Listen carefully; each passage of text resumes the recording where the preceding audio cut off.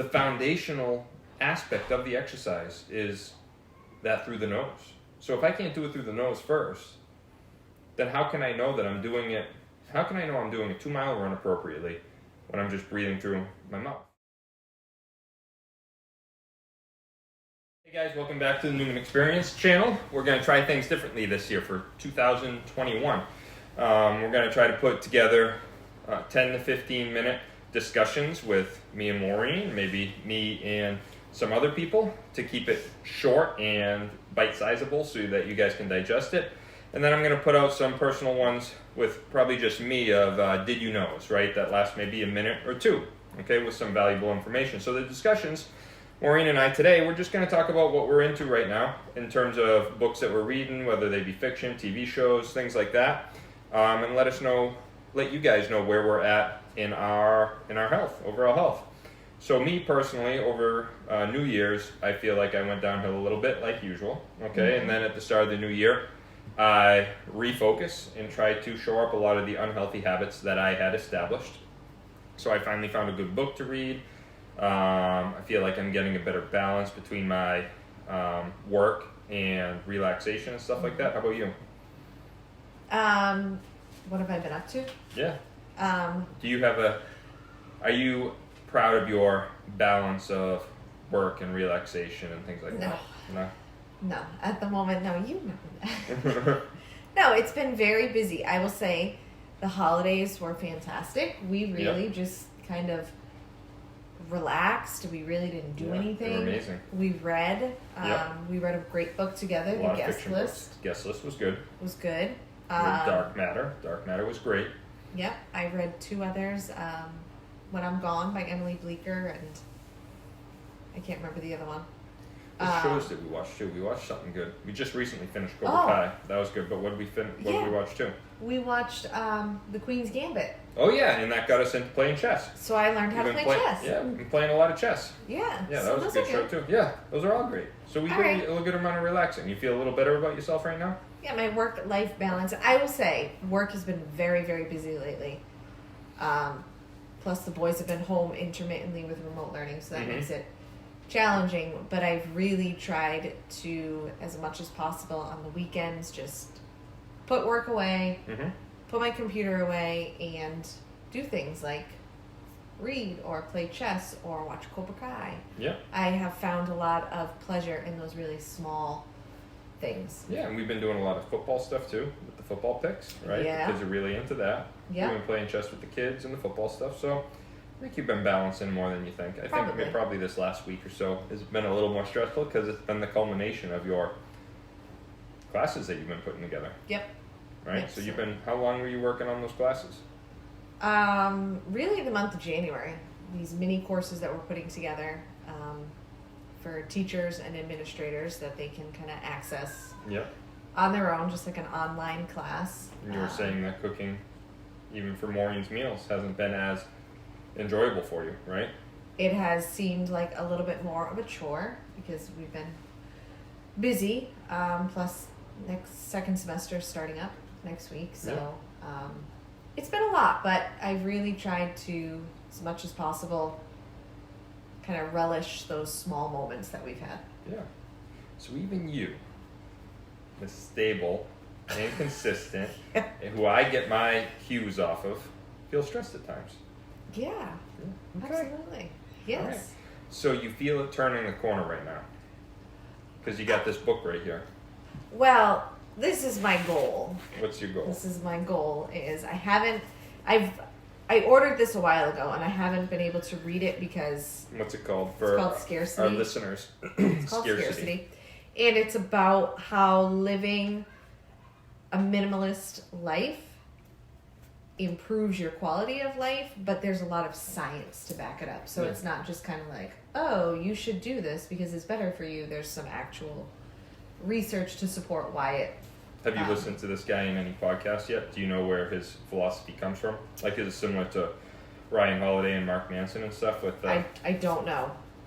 More money, more problems. This came up at a workshop that I went to earlier, actually before Christmas. So with all of what I've had going on with work, it seems like a little bit too much to tackle at the moment, but I'm excited to hopefully get into that in the next couple of weeks. So Cool. Well, I'm maybe by excited. the next time we meet. Yeah, I'm excited to hear what it's all about. Because we tend to not read.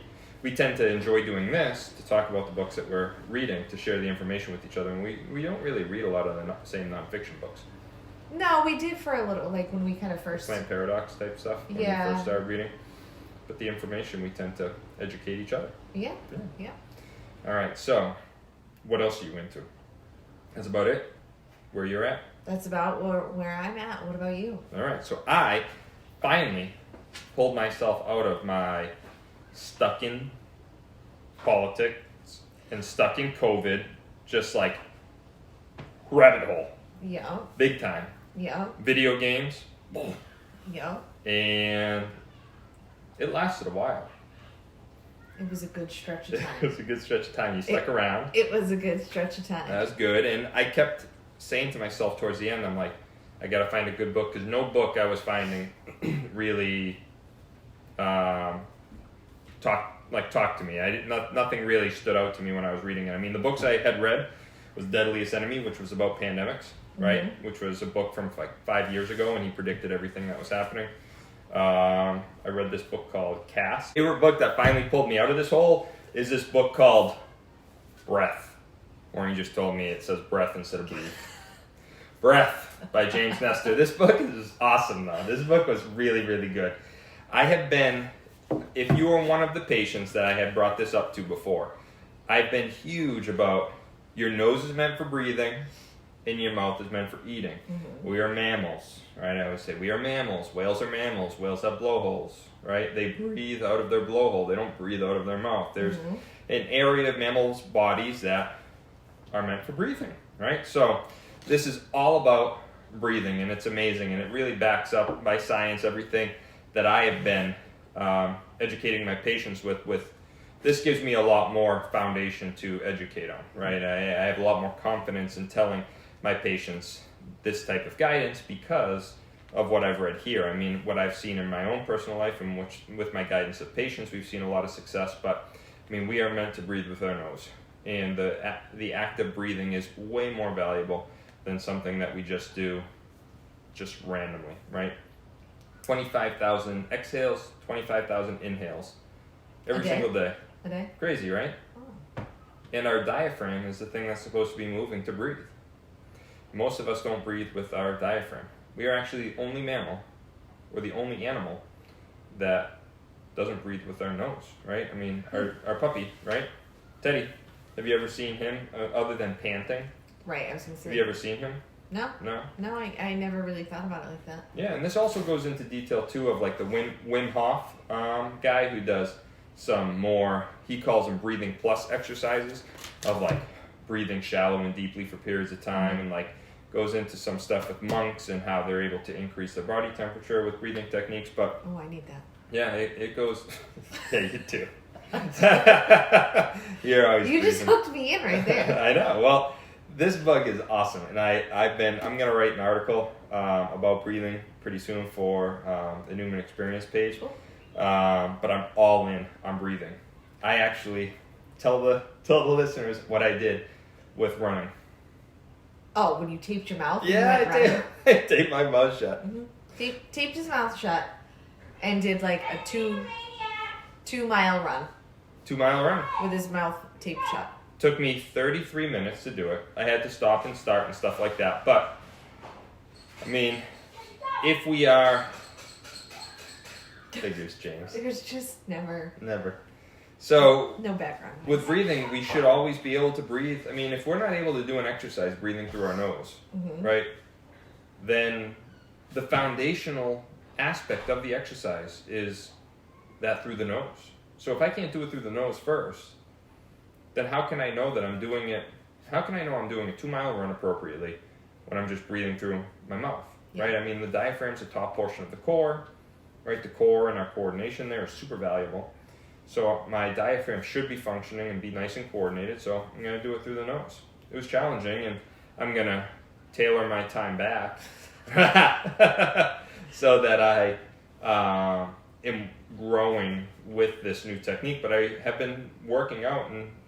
I've been exercising and running through my nose. Just breathing, inhalation, exhalation through my nose, giving that a shot. Nice. Yeah. You've been doing a great job. Thanks. You Thanks. have. I know, I've been giving it a shot.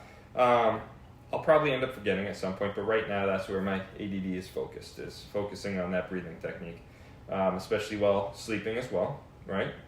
I Yes, did a little piece of tape right through here to keep my mouth shut as I'm sleeping, because during sleep we breathe involuntarily, right? We want to make sure that we're at least involuntarily breathing through our nose. Yep. All right. What else are you into?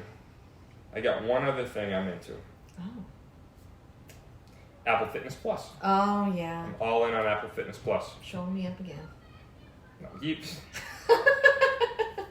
So Apple Fitness Plus is a subscription service by Apple.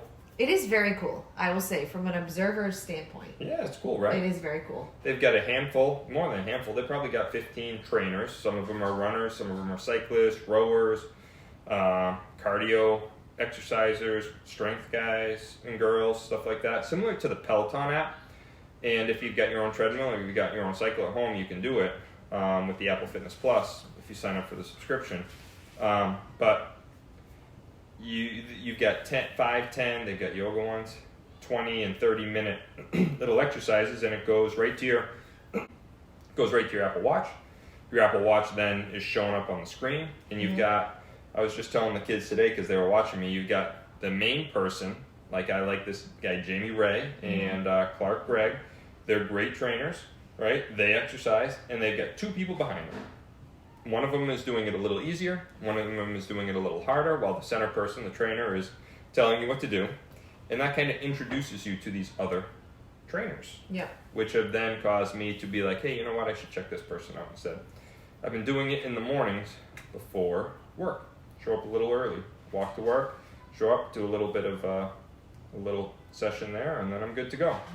Nothing it's a much crazy. more personalized approach. Yeah. Because you can pick which one of those people you want to follow. And I mean, the only reason I'm doing it is because I had been just walking, and I felt as though I do want to start adding more movement to my life.